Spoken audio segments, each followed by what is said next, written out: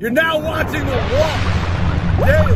Today in news, presidential candidate Will Hurd is running under the Republican Party. He's actually very anti-cannabis. He's been anti-cannabis for a long time, and his job is to keep drugs from coming over the border. So as a Republican running for president who's anti-cannabis, it's more than likely he will not be for cannabis anytime soon. As his record shows, he's very anti-cannabis. He's voted against things like having veterans be told about the option of cannabis instead of voted against the SAFE Act, which allows banks to work with cannabis companies.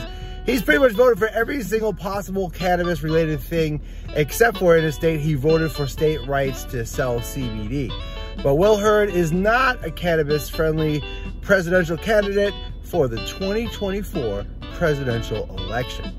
Also in news, Minnesota has brought in $600,000 in its first month of its THC tax. It doesn't even have a cannabis program rolling out yet, except for it has some Native American tribes being able to sell cannabis, but their cannabis isn't being taxed. The tax is coming from beverages that contain a small amount of THC in most cases, because Minnesota has allowed for beverages containing a small amount of THC to be sold in Minnesota. And people are actually buying a lot of the beverages. They're thinking it's gonna bring in $42 million over the first 2 years and even more after that. People can't get real cannabis yet, but when they can, pretty soon it may decrease the amount of sales they're making off of their THC beverages.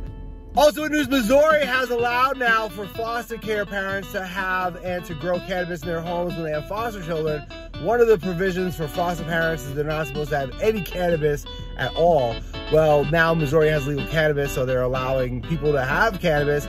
You can't have any cannabis in the house. You can't have anybody have secondhand smoke is what they're saying.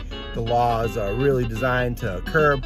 But other than that, you can now have foster children, and some of those foster children could be cannabis plants. Thanks for watching The Walk Daily.